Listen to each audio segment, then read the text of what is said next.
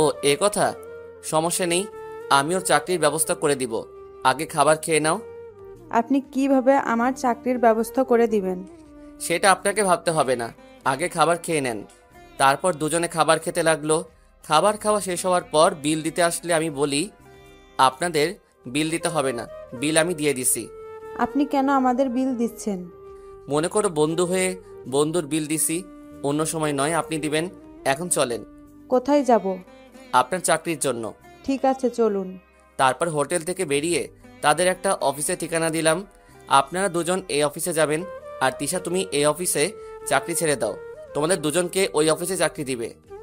আপনি কি জানেন আমাদের এই অফিসে চাকরি দিবে? সেটা গেলে দেখতে পাবে, আর কোনো কথা নয়, তোমরা এখনই ওই অফিসে চলে যাও। ঠিক আছে। তারা দুজনে একটা রিক্সা নিয়ে অফিসের উদ্দেশ্যে চলে গেল। তারা যাওয়ার পর আমি ফোনটা বের করে রাইসাকে ফোন দিলাম। হ্যালো ভাইয়া, কেমন আছিস? হঠাৎ ফোন দিলি যে? হুম, আমি ভালো আছি। শোন, তোকে যে কারণে ফোন দিলাম, হুম, বল।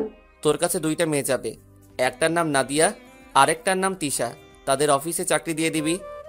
ঠিক আছে ভাইয়া, তুই কোনো চিন্তা করিস না, আমি তাদের চাকরি দিয়ে দিব। হুম, আর শোন, তাদের বেতন বাড়িয়ে দিবি। আচ্ছা, ঠিক আছে। ওকে, ভালো থাকিস, নিজের দিকে খেয়াল রাখিস। হুম। ফোনটা কেটে আবার হোটেলে চলে গেলাম। কাজ শেষ করে বাসায় আসতেই হঠাৎ রাস্তায় দেখে একটা মেয়ে পড়ে আছে। আমি মেয়েটার কাছে গেলাম, দেখি মেয়েটার পুরো শরীরে রক্তে রঞ্জিত হয়ে আছে। পাশে মেয়েটার মোবাইল পড়ে আছে। রক্তের কারণে মেয়েটার চেহারা ঠিকমতো দেখা যাচ্ছে না। আশেপাশে কোনো গাড়ি দেখতেছি না। কিছুক্ষণ পর দেখি একটা সিএনজি আসছে এইদিকে। তারপর সিএনজি দাঁড় করিয়ে মেয়েটাকে নিয়ে হাসপাতালে চলে গেলাম। ডাক্তার মেয়েটাকে ভিতরে নিয়ে গেল। আমি বাহিরে অপেক্ষা করতে লাগলাম। কিছুক্ষণ পর ডাক্তার বেরিয়ে এসে বলল, আপনি রোগীর কি হন? আমি কিছুই হই না, রাস্তায় পড়েছিল, তাই আমি তাকে হাসপাতালে নিয়ে আসলাম।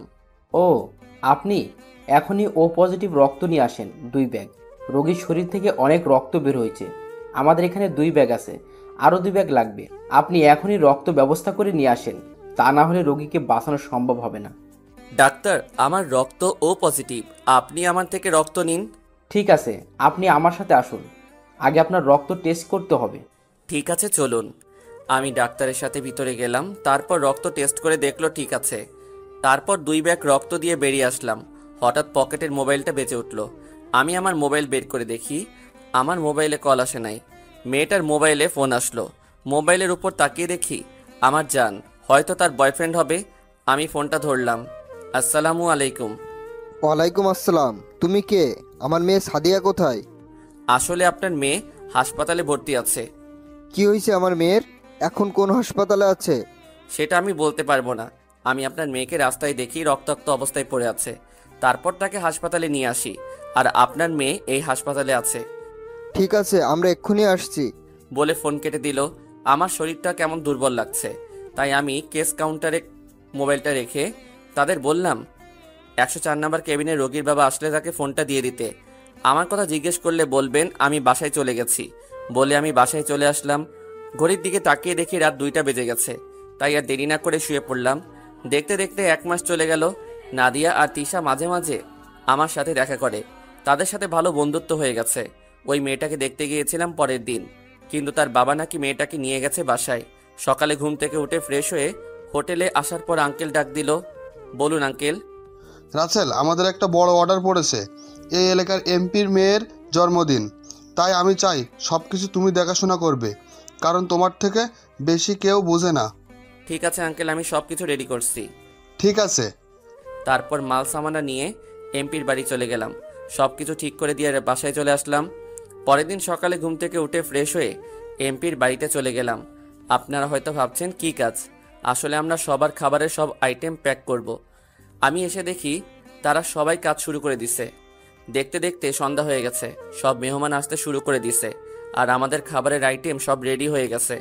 এমপির মেয়ে জন্মদিন বলে কথা, সব বড় বড় লোক আসছে, কিন্তু আমি এখনো পর্যন্ত এমপির মেয়েকে দেখলাম না। হঠাৎ দেখি 10-12টা গাড়ি আসলো, সব মিডিয়া সামনে চলে গেল। মনে হয় বড় কোনো লোক আসছে। ঠিকই ধরেছেন, এ আর কেউ নয়, উনি কে তা পরের পর্বে জানতে পারবেন। যদি ভালোবাসা বিশেষ কিছুর উপর নির্ভর করে গড়ে ওঠে, তাহলে সেই বিশেষ কিছু হারিয়ে গেলে ভালোবাসাও হারিয়ে যায়। কিন্তু যে ভালোবাসা কোনো কিছুর উপরই নির্ভর করে না, সেটাই চিরজীবনের জন্য থেকে যায়। এটাকেই হয়তো বলে স্বার্থহীন ভালোবাসা। ভালোবাসি বাগানের ঝরে যাওয়া ফুল, ভালোবাসি মেঘলা নদীর কুল, ভালোবাসি উড়ন্ত এক ঝাঁক পাখি, আর ভালোবাসি তোমার ওই দুই নয়নে রাখি। হঠাৎ 10-15টা গাড়ি আসলো, মিডিয়া সব গেটের সামনে চলে গেল। তখন যে গাড়ি থেকে নামছে সে আর কেউ নয়, বর্তমান সিএম, এবং তার সাথে আরেকজনকে দেখে আমি অবাক হয়ে গেলাম। তাকে দেখে আমি একটু আড়ালে চলে গেলাম। আপনারা হয়তো ভাবছেন উনি কে, তাই তো?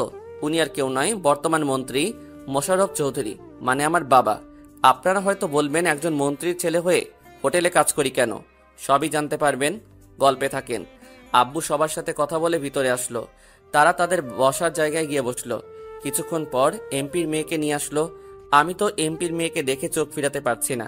টানা টানা চোখ, ঠোঁটের পাশে একটা তিল আছে, সেটা তার সৌন্দর্যকে আরো দ্বিগুণ করে তুলছে। এক কথায় বলতে গেলে একটা পরী। তার এমপির মেয়ে সিএম এবং মাই ফাদারের সাথে পরিচয় হলো। পরিচয় হওয়ার পর স্টেজের উপর উঠলো। সাদিয়ার বাবা মা সাদিয়ার দুই পাশে দাঁড়ালো। তারপর সাদিয়া কেক কাটলো। সাদিয়া তার মা বাবাকে খাইয়ে দিল। তারপর আমাদের লোক খাবার পরিবেশন করলো, মন্ত্রীর করতে লাগলো।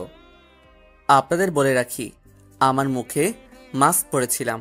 বাবাকে দেখার পর তো যাই হোক, সবাই খাবার খেতে লাগলো। হঠাৎ একটা মেয়ে এসে আমাকে বলল, আপনি এখানে? কেন বলুন তো, আপনি কি আমাকে চিনেন? আপনাকে আমি চিনি না, তবে একটা হোটেলে কাজ করতে দেখেছি। ঠিকই ধরেছেন, আমি হোটেলে কাজ করি। আজকে এমপির বাসায় খাবারের আয়োজন আমরা করতেছি। ওহ, আমি সাথী, এখানে কলেজে পড়ি। আর সাদিয়া আমার বান্ধবী। ও, আমি রাসেল, বর্তমানে হোটেলে কাজ করি।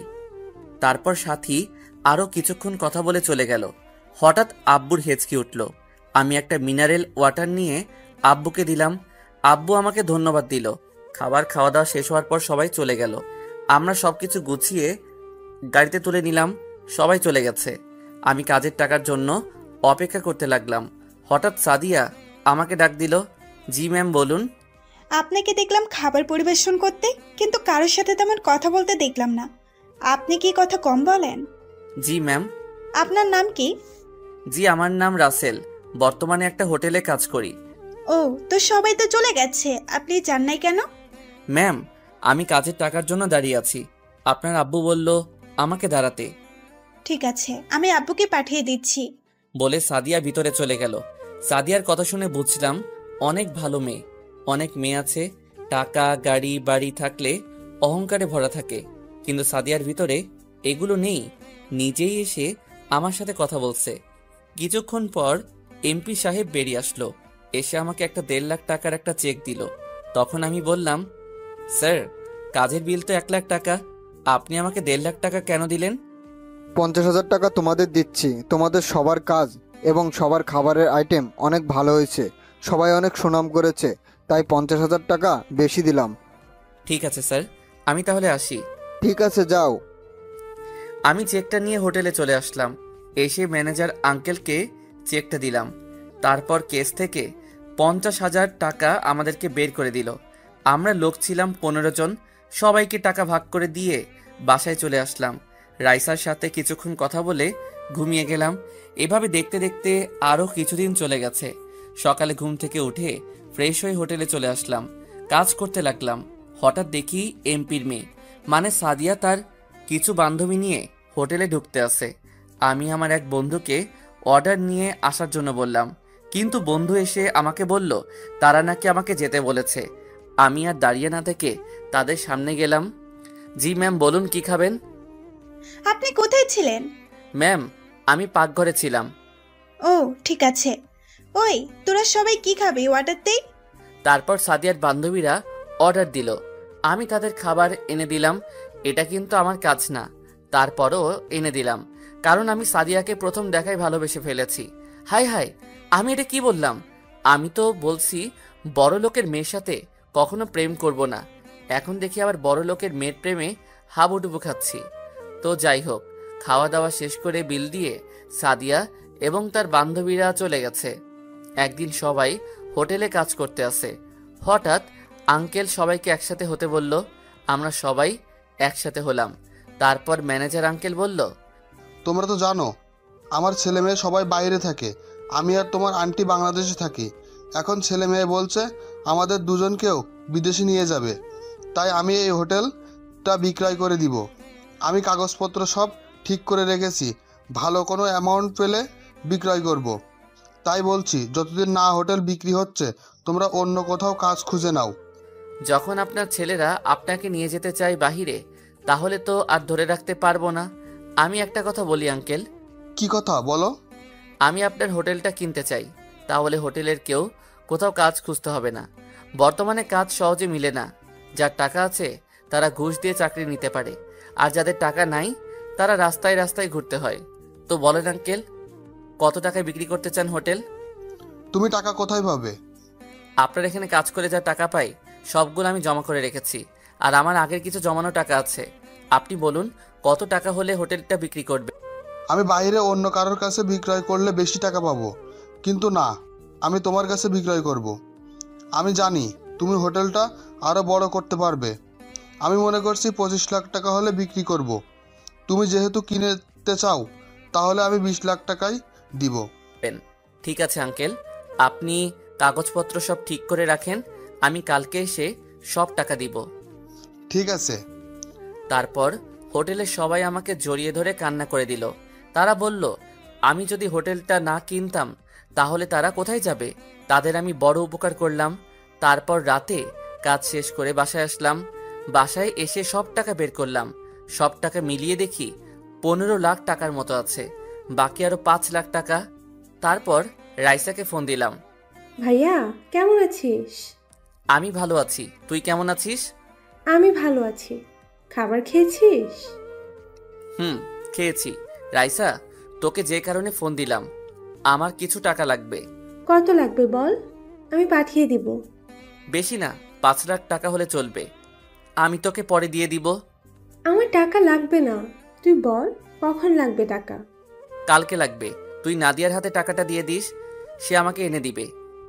ভাইয়া তোকে দেখতে মন চাইছে, প্লিজ ভাইয়া টাকাটা আমি তোর কাছে নিয়ে আসি। তোর মুখটা দেখছি না, অনেক দিন হয়ে গেছে, তুই না করিস না। ঠিক আছে, তোকে আমি একটা ঠিকানা মেসেজ করে পাঠিয়ে দিচ্ছি, তুই কালকে ওখানে চলে আসবি। ঠিক আছে ভাইয়া। আরও কিছুক্ষণ কথা বলে ফোনটা কেটে দিলাম।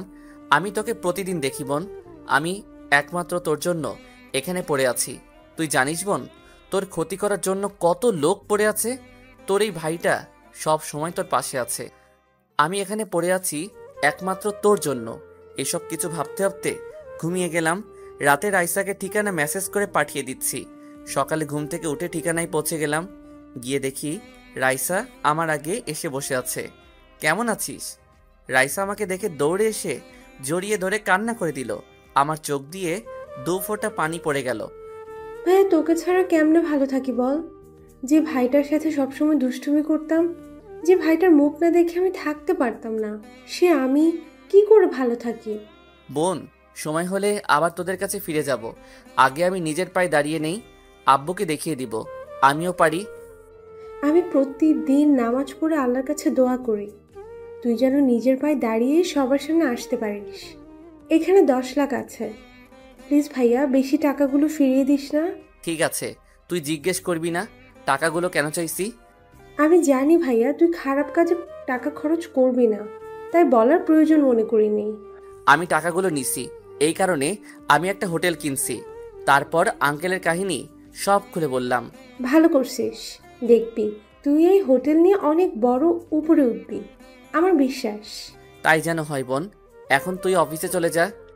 আর একটু থাকি না ভাইয়া। না বোন, পরে আবার তোকে ডাকবো ভাইয়া। আর বাবা মা কেমন আছে?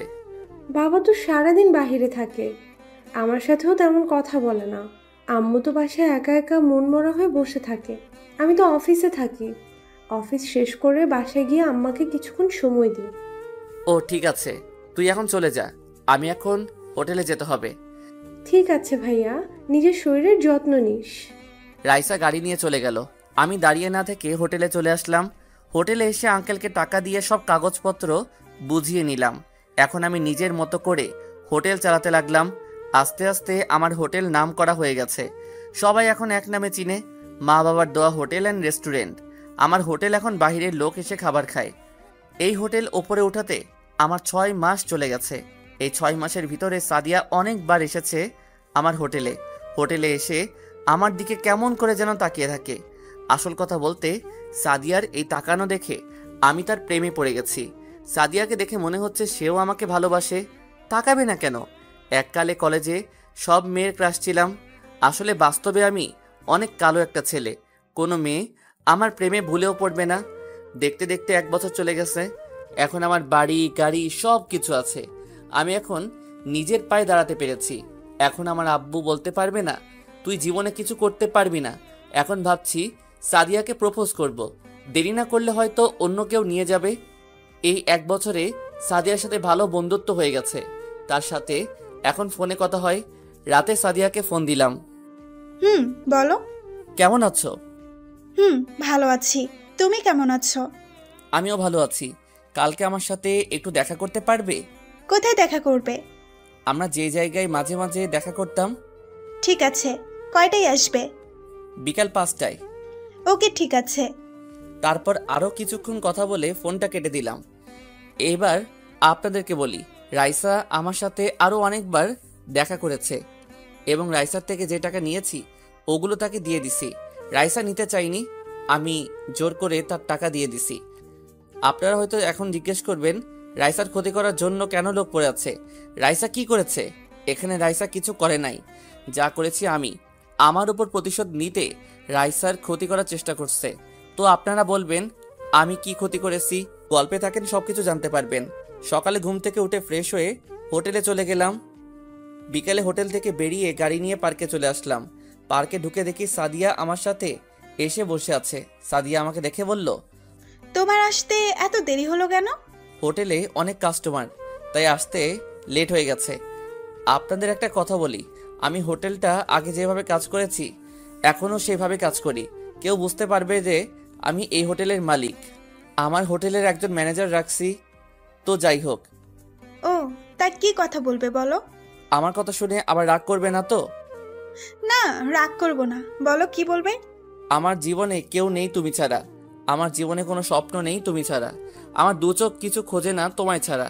আমি কিছু ভাবি না তোমায় ছাড়া। আমি কিছু লিখতে পারি না তোমার নাম ছাড়া। আমি কিছু বুঝতে চাই না তোমায় ছাড়া। সাদিয়া, তোমার সাথে কথা বলতে বলতে আমি তোমাকে কখন যে তোমাকে ভালোবেসে ফেলেছি আমি নিজেও জানি না। আমি তোমাকে ভালোবাসি সামিয়া। তারপর সাদিয়া এমন কিছু করবে আমি তো কল্পনাও করতে পারিনি। পৃথিবীতে সেই সবচেয়ে ধনী, যার একটি সুন্দর মন আছে, যার মনে নাই কোনো অহংকার, নাই কোনো হিংসা, আছে শুধু অন্যের জন্য ভালোবাসা। বুকের কষ্ট চাপা দিয়ে ঝরছে চোখের জল। মনের মানুষ ভুলে গেছে কাকে দিব কল। মেঘহীন আকাশে চাঁদের নেই আলো। এই পৃথিবীতে আমি ছাড়া সবাই আছে অনেক ভালো। এই কথাটা বলতে এত সময় লাগিয়ে দিছো? তুমি জানো না, তোমাকে যেই তোমার জন্মদিনে দেখি সেদিন তোমাকে আমার অনেক পছন্দ হয়ে যায় আর আমি তোমাকে ভালোবেসে ফেলি। তুমি বোঝো না, তোমার রেস্টুরেন্টে এসে তোমার দিকে তাকিয়ে থাকি কেন? কারণ আমি তোমাকে ভালোবাসি, তাই তাকিয়ে থাকি। তাহলে তুমি আমাকে ভালোবাসার কথা বললে না কেন? বলিনি ভয়ে। যদি তুমি না করে দাও তাহলে তো তোমার সামনে আসতে পারবো না। আর আমি একটা মেয়ে হয়ে কিভাবে তোমাকে ভালোবাসার কথা বলি? তুমি জানো, প্রথম যেদিন তোমাকে দেখি তোমাদের বাড়ি, সেদিন থেকে ভালো লাগে। পরে আমি চিন্তা করলাম তুমি যদি নিতুর মতো আমাকে ধোকা দাও, তাই আর বলি নাই। কিন্তু তুমি যতদিন আমার সামনে আসো আমি সব কিছু ভুলে যাই। আগে বলো, এই মিতুটাকে? মিতু আমার প্রথম ভালোবাসা। আমি কখনো কোনো ছেলেকে ভালোবাসি নাই। তুমি আমার উপর ভরসা রাখতে পারো। তোমাকে ছেড়ে আমি কোথাও যাব না। আমি সব বড়লোক মেয়ের মতো না। ঠিক আছে, এবার ছাড়ো। পার্কের সবাই আমাদের দিকে তাকিয়ে আছে। না, ছাড়বো না। আমি আমার ভালোবাসার মানুষকে জড়িয়ে ধরে আছি। এতে সমস্যা কোথায়? ঠিক আছে বাবা, তুমি জড়িয়ে ধরো থাকো। আরও কিছুক্ষণ বসে বাসায় চলে আসলাম। সাদিয়াকে তাদের বাসায় নামিয়ে দিয়ে আমি আমার বাসায় চলে আসলাম। বাসায় এসে ফ্রেশ হয়ে বিছানায় শুয়ে পড়লাম। হঠাৎ মোবাইলটা বেজে উঠলো। তাকিয়ে দেখি রাইসা ফোন দিছে। কেমন আছিস? আমি ভালো আছি, তুই কেমন আছিস? আমি ভালো আছি। বাবা মা তারা কেমন আছে? আম্মু তো তোর চিন্তায় চিন্তায় অসুস্থ হয়ে পড়েছে, আর এখন আব্বুও কেমন যেন হয়ে গেছে। কি করব বল, আমার আরো কিছু কাজ বাকি আছে। কাজ শেষ করে বাসায় ফিরে আসবো। প্লিজ ভাইয়া, তুই বাসায় ফিরে আয়। সময় হলে অবশ্যই ফিরে আসবো। তুই আব্বু আম্মুর খেয়াল রাখিস। আর তোকে যে কারণে ফোন দিছি সেটাই তো বলা হয়নি। কি কথা বল। আজকে আমাকে দেখতে এসেছে। ছেলে আমেরিকা থাকে, আমাকে তাদের পছন্দ হয়েছে। আর ছেলে নাকি আব্বুর বন্ধুর ছেলে। ছেলে অনেক ভালো, বিয়ের পর আমাকে আমেরিকা নিয়ে যাবে। তাহলে তো ভালোই। তো দিন তারিখ কবে ঠিক করবে? আকাশ আজকে রাতে বাংলাদেশ আসবে, কালকে এসে আন্টি পড়িয়ে দিবে, দিন তারিখ ঠিক করবে। তুই এই বিয়ে করিস না রাইসা। কেন ভাইয়া? কারণ তোকে একজন মানুষ অনেক আগে থেকে পছন্দ করে এবং ভালোবাসে। মানুষটাকে? আর তার নাম কি? তাকে তুই চিনিস, সে হচ্ছে রাফি। কোন রাফি? তোর বন্ধু রাফির কথা বলছিস? হুম। কই, রাফি ভাইয়া তো আমাকে কিচ্ছু বলেনি। সে বলে নাই আমার কারণে। যদি আমি তার সাথে বন্ধুত্ব নষ্ট করে দেই, সেই ভয়ে তোকে বলতে পারে না। তুই জানলি কিভাবে যে রাফি আমাকে ভালোবাসে? আমি একদিন রাফির বাসায় গিয়ে তার রুমে বালিশের নিচে একটা ডায়েরি পাই। তারপর ডায়েরি খুলে দেখি তোর ছবি ডায়েরির ভিতরে। তারপর আমি ডায়েরিটা পড়ে জানতে পারলাম তোকে সে কলেজে দেখে ভালোবেসে ফেলে। তো এখন আমি করব, তুই বল। তুই এখন আব্বু আম্মুকে বলে দে তুই একজনকে ভালোবাসিস। তুই তার বন্ধুর ছেলেকে বিয়ে করতে পারবি না। এই কথা বললে আব্বু অনেক কষ্ট পাবে ভাইয়া। সেটা নিয়ে তোকে চিন্তা করতে হবে না, আমি ওটা দেখে নিব। আচ্ছা ঠিক আছে। আরো কিছুক্ষণ কথা বলে ফোনটা কেটে দিলাম। আমি জানি আব্বু রাইসাকে অনেক ভালোবাসে। রাইসার সুখের জন্য আব্বু সব করতে পারে। আমাকে ভালোবাসে না তা নয়, আমাকেও ভালোবাসে, শুধু আমার উপর অভিমান করে আছে।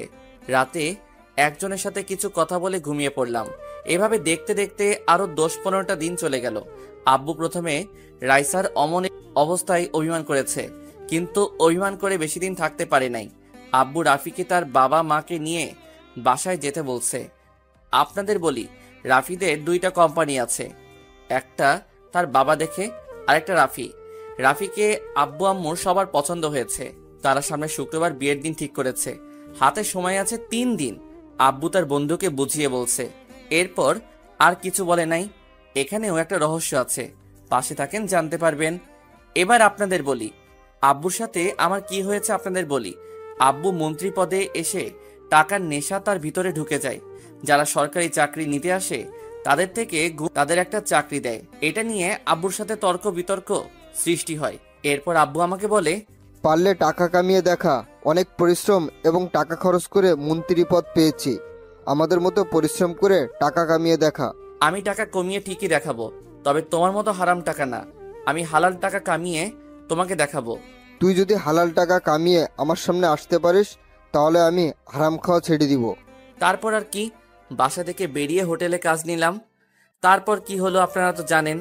পরের দিন সকালে উঠে আর রেস্টুরেন্টে যাইনি, কারণ আমি বাড়িতে যাব। রাইসা সোজা বলে দিছে আমি যদি না যাই তাহলে সে বিয়ে করবে না। সাদিয়া এবং আমার ভালোবাসা আগের মতোই চলছে, তবে মাঝে মাঝে সাদিয়াকে ফোন দিয়েলে ব্যস্ত থাকে।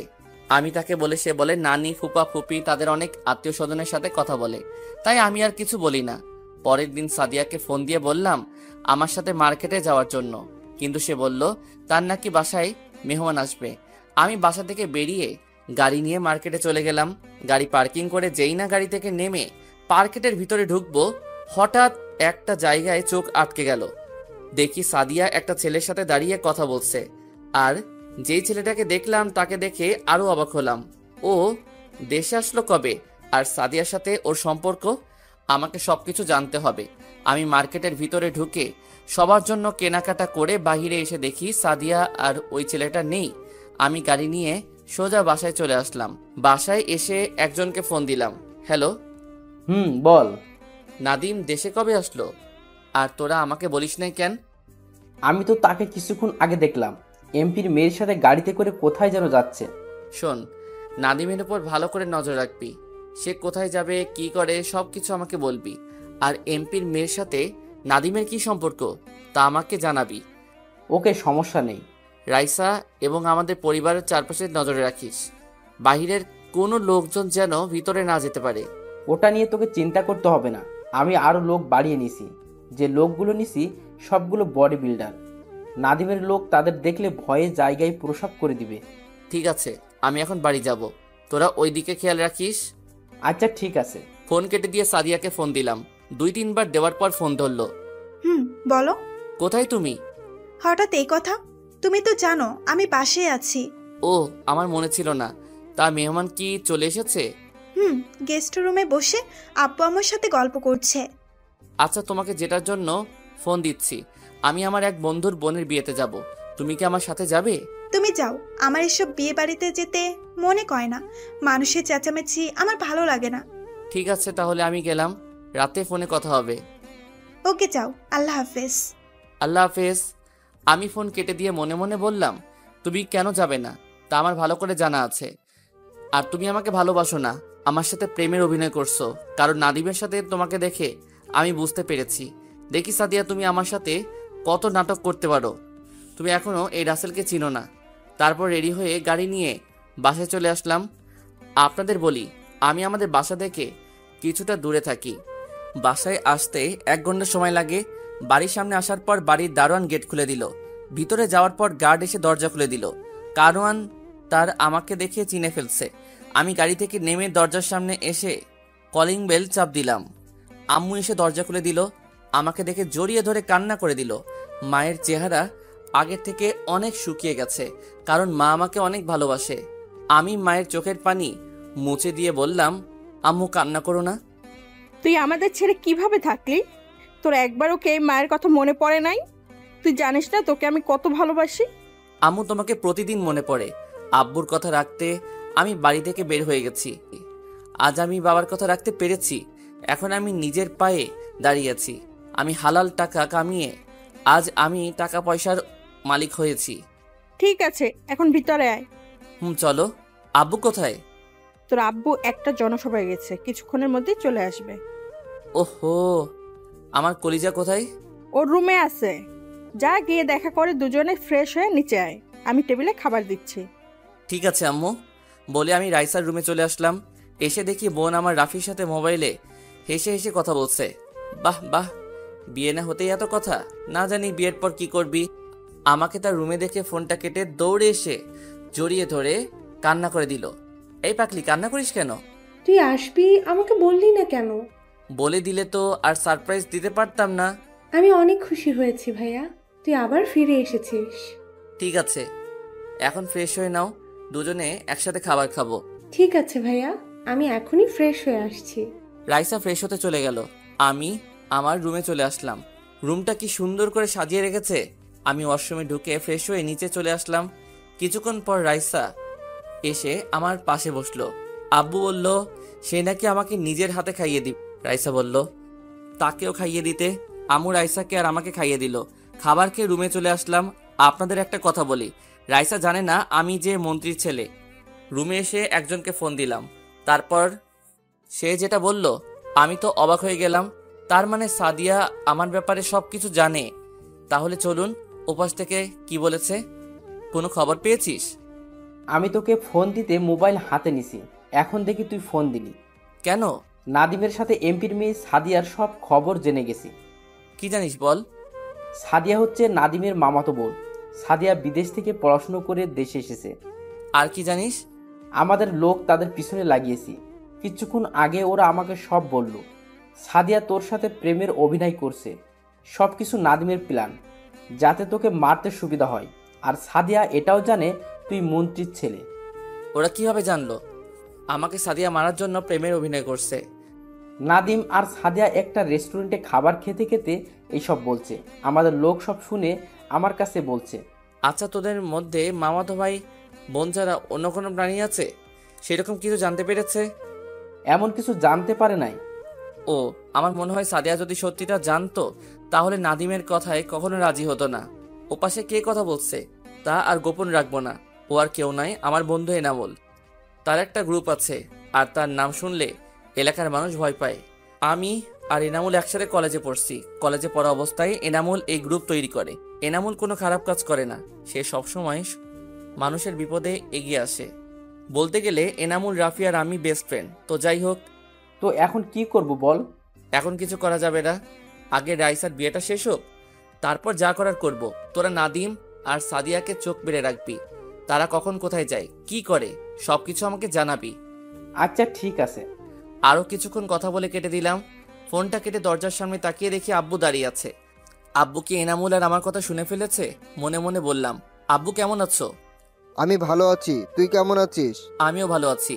আর আমি তোমার কথা রেখেছি, আমি এখন হালাল টাকা উপার্জন করি। দেশের টাকা দিলে এখন আমার সব কিছু আছে। ভালো। তা এখন কি করিস? মা বাবার দোয়া হোটেল অ্যান্ড রেস্টুরেন্ট, এদের নাম শুনেছো? শুনেছি। রেস্টুরেন্টটা বাংলাদেশের একটা বিখ্যাত হোটেল। ওটাই বাইরে থেকে মানুষ এসে খাবার খায়। ঠিকই শুনেছো, ওটার মালিক আমি। ও। আর কিছু না বলে আব্বু চলে গেল। আমি মনে মনে বলতে লাগলাম, আব্বুর তো কোনো রিয়াকশন দেখলাম না। আজ কত বছর পর বাড়িতে আসলাম, নাকি আমার সব কথা শুনে ফেলছে। যাই হোক, এটা নিয়ে পরে ভাবা যাবে। রাতে সবার সাথে খাবার খেয়ে আমি নিজের রুমে চলে আসলাম। বিছানায় শুয়ে ম্যানেজারের সাথে কিছুক্ষণ কথা বলে সাদিয়াকে ফোন দিলাম, কিন্তু সাদিয়ার ফোনটা ওয়েটিংয়ে আছে।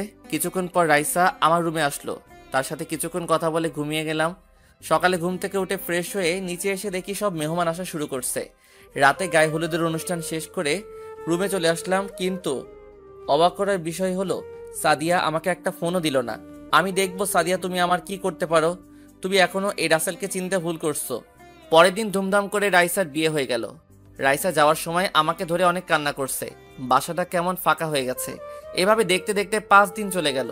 সাদিয়ার সাথে এখনো কথা হয় নাই। তাকে ফোন দিছে অনেকবার, কিন্তু ফোন বন্ধ। এনামুল বলছে নাদিয়াকে কিছুদিন ধরে দেখছি না। নাদিম মাঝে মাঝে এমপির বাসায় আসে। রাইসাকে বিয়ের পরের দিন আমাদের বাসায় নিয়ে এসেছি। গতকাল রাইসা আর রাফি চলে গেল। এখন সেই অফিস নাদিয়া আর তিশা দেখাশোনা করে। নাদিয়া আর তিশাকে একটা ফ্ল্যাট বাড়ি আর অফিসে যাওয়া আসার জন্য একটি গাড়ি দেওয়া হয়েছিল। বিছানায় শুয়ে শুয়ে মোবাইল টিপতে লাগলাম। হঠাৎ একটা আননোন নাম্বার থেকে আমি ফোনটা ধরে বললাম, হ্যালো, কে বলছেন? আমি সাদিয়া। তুমি কেমন আছো? তোমাকে ছাড়া কি করে ভালো থাকি বলো? তুমি এতদিন কোথায় ছিলে? আর তোমার মোবাইল বন্ধ কেন? আমি মামার বাসায় এসেছি আর মোবাইল বাড়িতে ফুলে রেখে এসেছি। তার মানে সাদিয়া নাদিমদের বাসায়। এ কারণে তো এনামুল বলল সাদিয়াকে কিছুদিন ধরে দেখে না। মনে মনে বললাম, তাদের কারো মোবাইল থেকে ফোন দেয়া যায় না। প্লিজ তুমি রাগ করো না, আমি তোমার নাম্বারটা মুখস্থ করে রাখি নাই। আমার নাম্বার মুখস্থ করবে কিভাবে? আমাকে কিভাবে মারবে তার প্ল্যান করছো?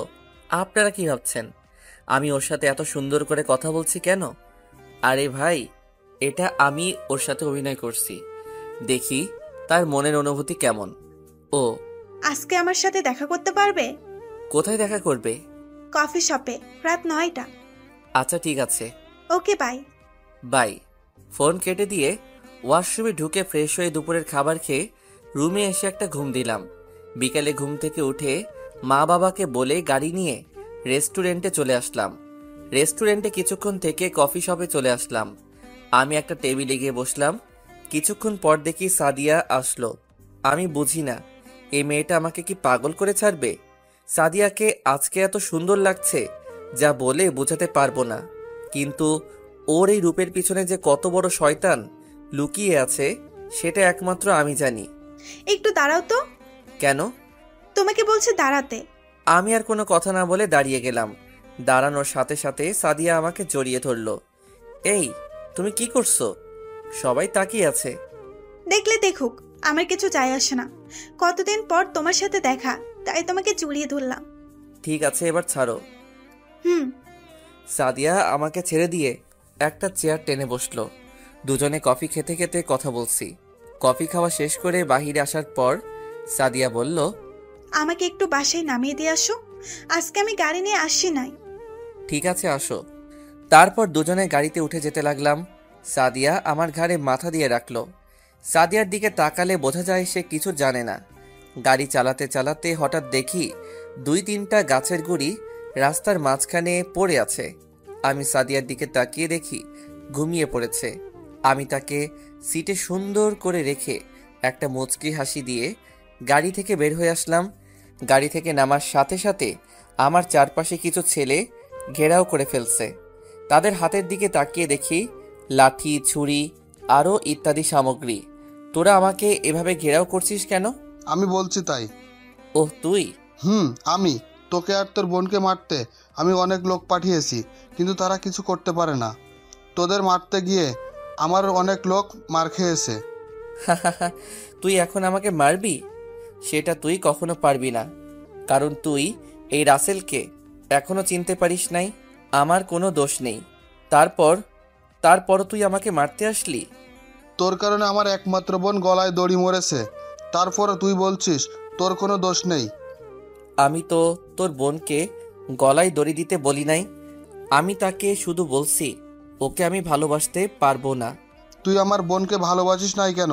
ওর কোন দিক দিয়ে কম ছিল? চেহারায়, গাড়ি বাড়ি সব কিছুই তো ছিল। তোর বোনকে আমি ভালোবাসি নাই এই কারণে যে তোর বোন ছিল একটা অহংকারী মেয়ে। তোর বোন গরিবকে মানুষ মনে করতো না, তাদের উপর অন্যায় অত্যাচার করত। এই কারণে তুই অনেক বড় ভুল করে ফেলেছিস। এখন তোকে মেরে আমার বোনের হত্যাকারীর প্রতিশোধ নিব। সেটা তুই কখনো পারবি না। ও মা, তাই নাকি? তাই জানো। আমার হাতে এটা কি দেখছিস? তোর কারণে আমার মামাতো বোন রিয়া গলায় দড়ি দিছে। তোকে আমি বাঁচিয়ে রেখি কিভাবে? এবার আমি বলি, তুমি শোনো। আমি জানি সাদিয়া তুমি আমাকে ভালোবাসো নাই, আর তুমি এটাও জানো আমি একজন মন্ত্রীর ছেলে। আমাকে মারার জন্য তুমি আমার সাথে প্রেমের অভিনয় করছো। ঠিকই ধরেছিস। আমি কখনো তোকে ভালোবাসি নাই। আমি বিদেশ থেকে পড়াশোনা শেষ করে বাড়িতে আসার পর নাদিম আমাকে সবকিছু খুলে বলেছে। তারপর আমি তোকে মারার প্ল্যান করি। আমার জন্মদিনে তোকে দেখে আমি তো অবাক হয়ে গেলাম। তারপর তোর সাথে নিজেই গিয়ে কথা বললাম। তোর রেস্টুরেন্টে গিয়ে তোর দিকে তাকিয়ে থাকতাম যেন তুই বুঝতে পারিস আমি তোকে পছন্দ করি। পরে তুই নিজেই এসে আমাকে ভালোবাসার কথা বলছিস। তোকে মারার জন্য অনেক প্ল্যান করছি, কিন্তু কোনো কাজ হয় নাই। তারপর নাদিমকে ফোন দিয়ে দেশে আসতে বললাম। তোকে চিনতে পেরেছি। নাদিম আমাকে তোর একটা ছবি পাঠিয়েছে। তোর বোনকে মারতে চেয়েছি, কিন্তু তোর বোনের চারপাশে তুই লোক লাগিয়ে রেখেছিস, তাই তাকে কিছু করতে পারি নাই। এখন তোকে মারবো, তারপর রিয়ার আত্মার শান্তি পাবে। বলে আমাকে গুলি করে দিল। আমি তাকিয়ে দেখি নাদিম আমাকে গুলি করছে। সাদিয়া দাঁড়িয়ে দাঁড়িয়ে হাসতে আছে। কিন্তু অবাক করার বিষয় হলো এনামুল আর তার লোকের কি হলো? তাদের তো আমি গাড়িতে থাকতে লোকেশন দিয়ে দিছি। আমি মাটিতে পড়ে গেলাম। মা, বাবা, রাইসার চেহারা চোখের সামনে ভাসতে লাগলো। আর বুঝি তাদের দেখব না। আস্তে আস্তে চোখ বন্ধ হয়ে গেল। এবার হয়তো আপনারা আসল রহস্য জেনে গেছেন যে নাদিম আমাকে কেন মারছে। সাদিয়ার একটু কষ্ট হলো না? ওর আবার কষ্ট হবে কেন? ও তো আমাকে ভালোবাসে নাই। আপনাদের আরেকটা রহস্য খুলে বলি। আমার আব্বু রাইসার সাথে আকাশের বিয়ে মানা করার পর কেন কিছু বলল না? আকাশের আব্বু, আকাশ আর তার বাবা কেন কিছু বলে নাই?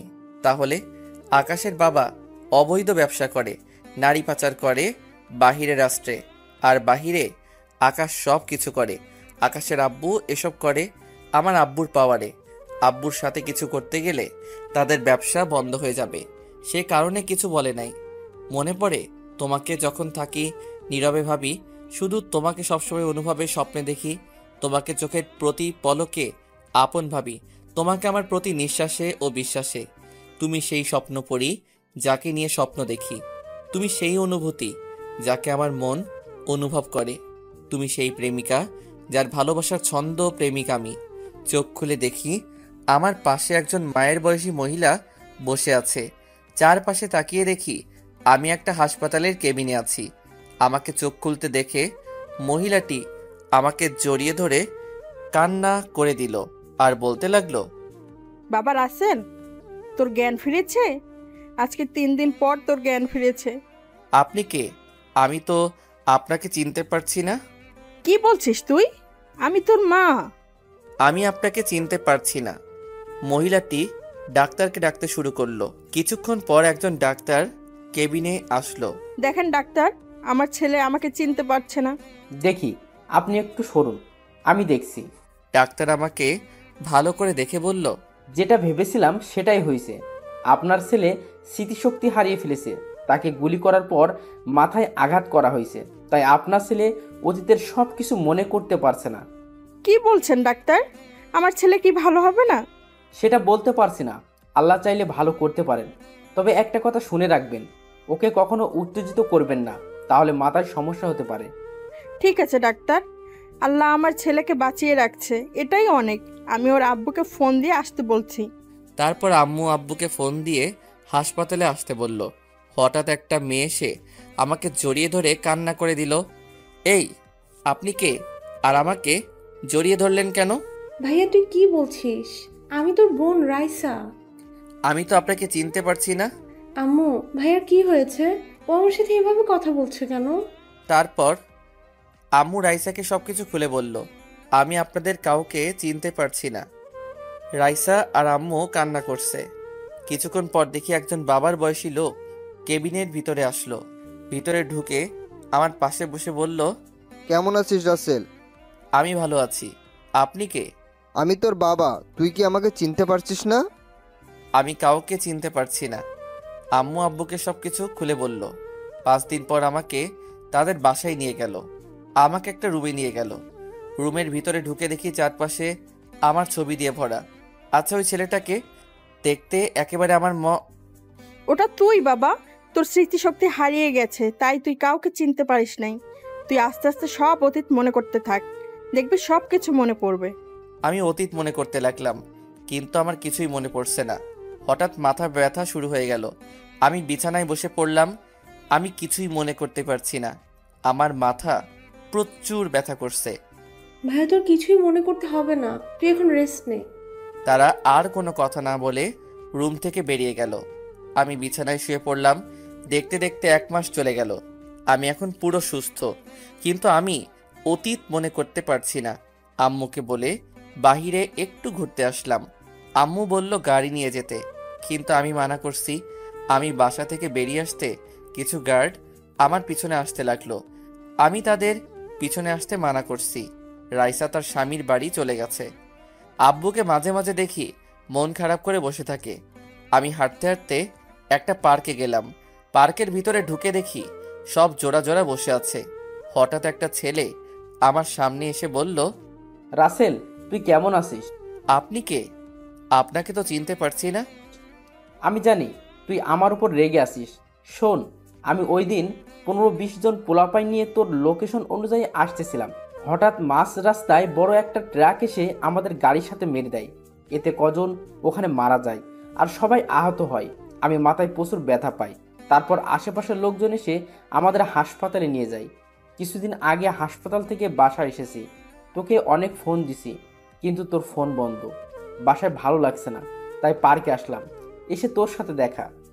তোর উপর আমার রাগ ছিল অনেক, কিন্তু এখন আর রাগ নেই। আমি জানি এটা নাদিমের প্ল্যান। এখন আমাদের নাদিমকে ধরতে হবে। আর তোকে একটা কথা বলি, তুই কাউকে বলবি না। কি কথা বল? আমার বাসার সবাই জানে আমার স্মৃতিশক্তি হারিয়ে গেছে। আসলে আমার কিছুই হয় নাই, আমার সব কিছু মনে আছে। এই প্ল্যান করছি যাতে নাদিম আর সাদিয়াকে ধরতে পারি। এই সত্যিটা একমাত্র তুই জানিস। এটা তুই কি করে ভাবলি? যেদিন সবাই জানে আমার জ্ঞান ফিরেছে, আসলে সেই দিন আমার জ্ঞান ফিরে নাই। আমার আগের দিন রাতে জ্ঞান ফিরেছে। আমি ডাক্তারের সাথে প্ল্যান করি। ডাক্তার যেন আমার বাবা মার কাছে বলে আমার স্মৃতিশক্তি হারিয়ে গেছে। এটা তুই কিভাবে করলি? আমি জানি নাদিম আর সাদিয়া যদি জানতে পারে আমি এখনো বেঁচে আছি, তাহলে আমাকে মারার জন্য আবার আসবে। কিন্তু আমি তাদের সাথে অভিনয় করে যাব, তাদের নিজের আয়ত্তে এনে কঠিন শাস্তি দিব। তুই তাদের সাথে মিলবি কিভাবে? ওরা তো তোকে দেখলে মারার জন্য আসবে। মিলার একমাত্র উপায় হলো সাদিয়া। তাকে কিডন্যাপ করলে মিলা সম্ভব। কিন্তু তাকে কিভাবে কিডন্যাপ করবি? একটা প্ল্যান বের করতে হবে যাতে সাদিয়াকে কিডন্যাপ করতে পারি। তোর পোলাপাইন এখন কেমন আছে? আর তোর কত পোলাপাইন আছে বর্তমানে? আমার তো এখনো অনেক পোলাপাইন আছে। ঠিক আছে, আমি তোর সাথে রাতে কথা বলবো। আমি এখন মার্কেট থেকে মোবাইল কিনে বাসায় যাব। বেশি দেরি হলে আব্বু আম্মু চিন্তা করবে। ঠিক আছে, যা। আমি আর কোনো কথা না বলে মার্কেটে চলে গেলাম। মার্কেট থেকে মোবাইলটা কিনে বাসায় চলে আসলাম। কলিং বেল চাপ দেওয়ার পর আম্মু এসে দরজা খুলে দিল। আমাকে বলছে এতক্ষণ কোথায় ছিলাম। আমি বলছি পার্কে কিছুক্ষণ ঘুরছিলাম। আরও কিছুক্ষণ কথা বলে রুমে চলে আসলাম। রুমে এসে নতুন সিম কার্ড মোবাইলে ঢুকালাম। মোবাইল চালু করে সব কিছু ঠিক করে রেখে দিলাম। তারপর ওয়াশরুমে ঢুকে ফ্রেশ হয়ে দুপুরের খাবার খেয়ে রুমে চলে আসলাম। দেখতে দেখতে আরও কিছুদিন চলে গেল। আমরা একটা প্ল্যান করে রাখছি কিভাবে সাদিয়াকে কিডন্যাপ করা যায়, কিন্তু সাদিয়া আর নাদিমকে কোথাও খুঁজে পাচ্ছি না। এমপির বাড়ির চারপাশে লোক লাগিয়ে রাখছি, আর নাদিমের বাড়ির চারপাশে যদি তাদের দেখে তাহলে যেন আমাকে খবর দেয়। নিজের রেস্টুরেন্টে যাই না, আমাকে রেস্টুরেন্টে যদি নাদিমের লোক দেখে তাহলে সমস্যা হতে পারে, কিন্তু ম্যানেজারের সাথে আমি ফোনে কথা বলি, নিজের রেস্টুরেন্টে যাই না। আমাকে রেস্টুরেন্টে যদি নাদিমের লোক দেখে তাহলে সমস্যা হতে পারে, কিন্তু ম্যানেজারের সাথে আমি ফোনে কথা বলি। রাতে সবাই মিলে খাবার খেলাম। আব্বু অল্প খাবার খেয়ে রুমে চলে গেল, আমিও খাবার খেয়ে রুমে চলে আসলাম। রুমে এসে বিছানায় শুয়ে ভাবতে লাগলাম আব্বুর কি হয়েছে, আমাকে জানতে হবে। কিছুক্ষণ পর পানির পিপাসা পেয়েছে, তাই রুম থেকে বেরিয়ে আব্বু আম্মুর রুমের সামনে যেতেই আব্বু আম্মু কি বিষয় নিয়ে কথা বলছে, তাই আমি দরজার পাশে দাঁড়িয়ে শুনতে লাগলাম। আমি এখন কি করব রাসেলের আম্মু? মোশাররফ আমাকে বলেছে যদি তাকে এবার এমপি বানিয়ে না দিই তাহলে সে আমার অনেক বড় ক্ষতি করবে। আমি জানি মোশাররফ ভালো না, সে অবৈধ কাজ করে। তুমি ওকে আইনের আওতায় নিয়ে আসো।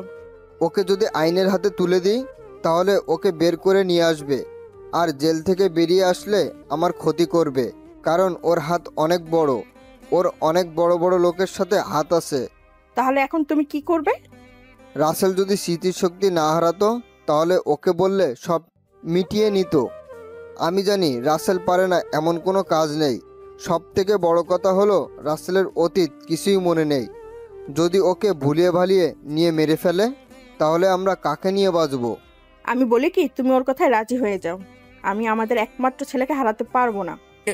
আমার কিছুই করতে পারবে না। রাসেল তুমি? রুমে ঢুকে বললাম, আমি এতক্ষণ দরজার পাশে দাঁড়িয়ে তোমাদের সব কথা শুনলাম। তুমি কোনো চিন্তা করো না, আমি সবকিছু দেখে নিব। তোমার বন্ধুকে যদি এমপি বানিয়ে দাও তাহলে সে দেশের অবস্থা খারাপ করে ফেলবে। আর একটা সত্যি কথা তোমরা জানো না। কি কথা? আমার স্মৃতিশক্তি হারাই নাই, আমি তোমাদের কাছে মিথ্যা বলেছি। আমি ডাক্তারকে বলে এই অভিনয় করছি। কেন করছিস? আমাকে যে মেরে হাসপাতালে পাঠিয়েছে তাকে ধরার জন্য। কে তোকে মেরেছে? সেটা তোমাদের না জানলেও চলবে। একটা কথা মনে রেখো, তোমার ছেলেকে কেউ কিছু করতে পারবে না। বলে নিজের রুমে চলে আসলাম। তারপর এনামুলকে ফোন দিলাম, তার সাথে কিছুক্ষণ কথা বলে ঘুমিয়ে গেলাম। এনামুলের সাথে কি কথা বলেছি তা পরে জানতে পারবেন। সকালে ঘুম থেকে উঠে ফ্রেশ হয়ে রেডি হয়ে নিচে চলে আসলাম। এসে দেখি আব্বু আম্মু আমার জন্য বসে আছে। আমি একটা চেয়ার টেনে বসলাম। আব্বু, তোমার সাথে কিছু কথা আছে। কি কথা বল? আমাদের সব কোম্পানি আমি এখন থেকে দেখব।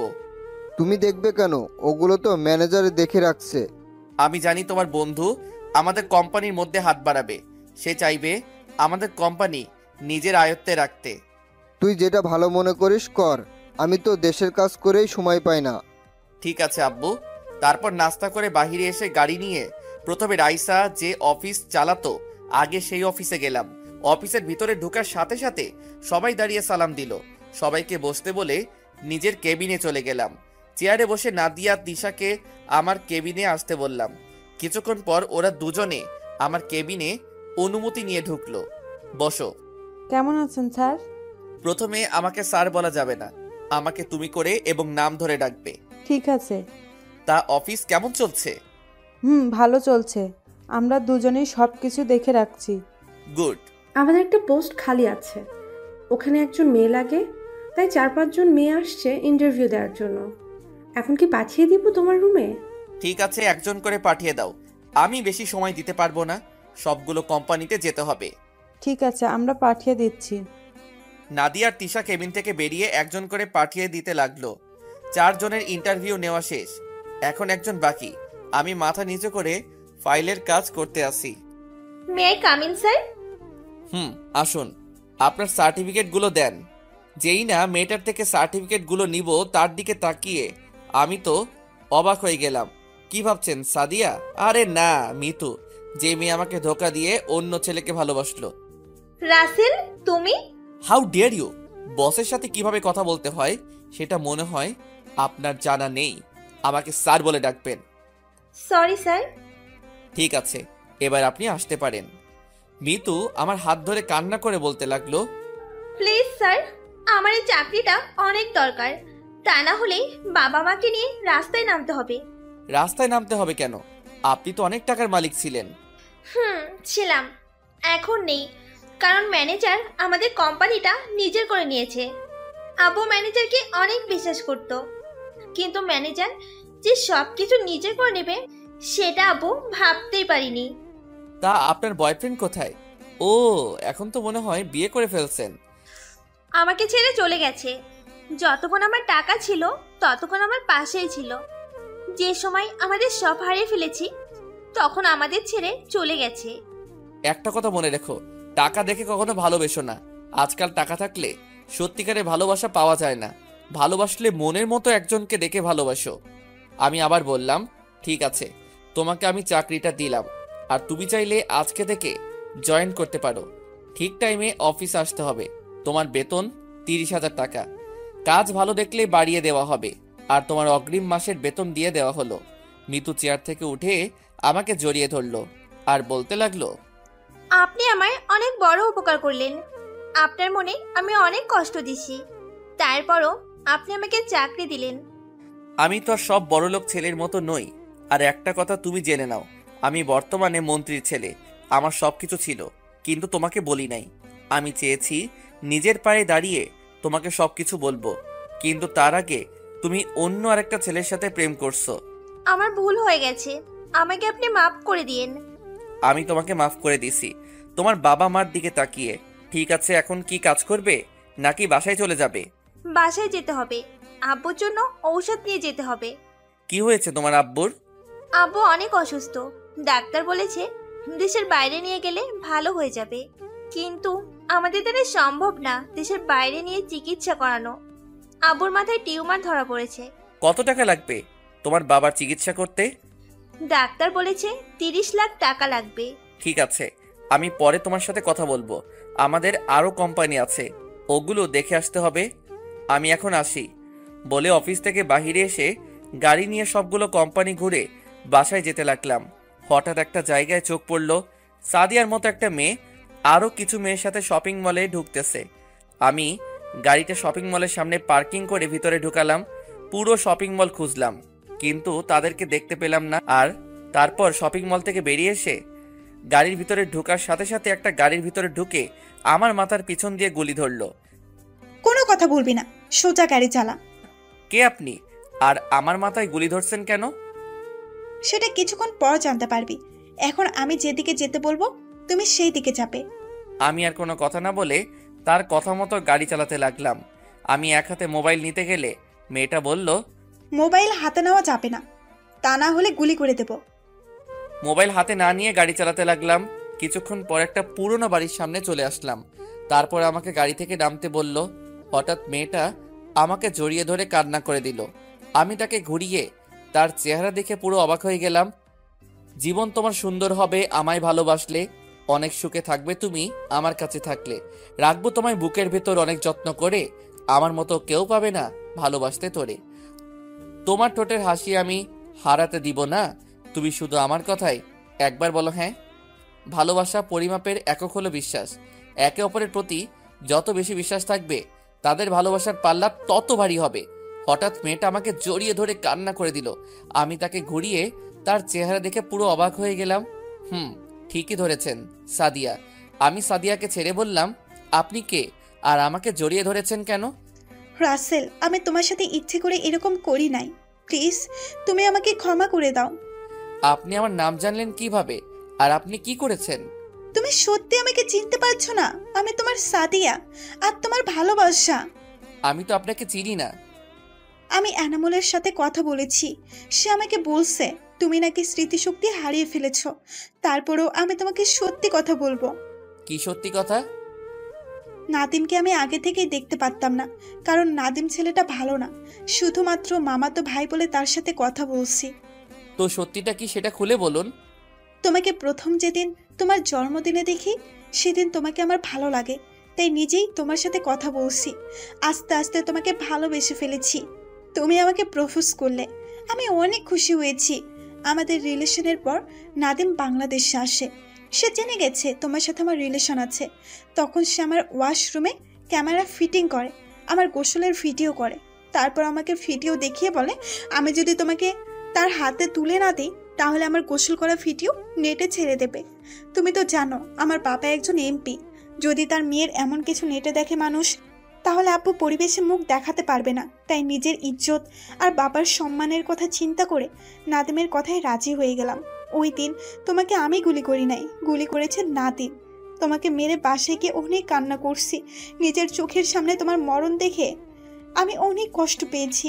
কিছুদিন পর নাদিম জানতে পারলো তুমি বেঁচে গেছো, তাই নাদিম এতদিন একটা পুরনো বাড়ির ভেতরে আমাকে আটকে রেখেছে। নাদিম বাইরে বের হতো না। আজকে সকালে নাদিম আমার রুমে ঢুকে ওয়াশরুমে ঢোকে ফ্রেশ হতে। ওয়াশরুমে ঢোকার আগে তার মোবাইল এবং রুমের চাবি আমার বিছানায় রেখে গেছে। আমি চাবিগুলো হাতে নিয়ে দেখি 2টা চাবি। তারপর একটা খুলে নিজের কাছে রেখে দিলাম। নাদিম ওয়াশরুম থেকে বেরিয়ে চাবি আর মোবাইল নিয়ে বাসা থেকে বেরিয়ে গেছে। তারপর আমি নিজের কাছে চাবিটা দিয়ে রুমের দরজা খুলে বাইরে এসে দেখি আশেপাশে কেউ নেই। আপনারা হয়তো বলবেন 2টা চাবি থেকে একটা রেখে দিলাম, নাদিম দেখলো না। আসলে একই তালায় 2টা চাবি ছিল, আরও অনেক চাবি ছিল সাথে, তাই নাদিম বলতে পারলো না। বাসা থেকে বেরিয়ে এসে নিজের বাড়িতে যেতেছিলাম। আমি নিজের মুখটা ঢেকে যাচ্ছিলাম। হঠাৎ রাস্তার পাশে দেখি এনামুল দাঁড়িয়ে আছে। তার কাছে গিয়ে তোমার কথা জিজ্ঞাসা করলাম এবং আমার সাথে কি হয়েছে সব খুলে বলছি। তারপর সে বলল তুমি নাকি আজকে অফিসে গেছো, তাই তোমার অফিসের সামনে যেতে লাগলাম। হঠাৎ দেখি তুমি গাড়ির ভেতর থেকে আমার দিকে তাকিয়ে আছো, তাই আমি কিছু মেয়ের ভেতরে ঢুকে শপিং মলের ভেতরে ঢুকে গেলাম। যখন দেখলাম তুমি গাড়ি দাঁড় করিয়ে ভেতরে আসতে লাগলে, তখন আমি শপিং মলের ভেতরে একটা দোকানে লুকিয়ে থাকলাম।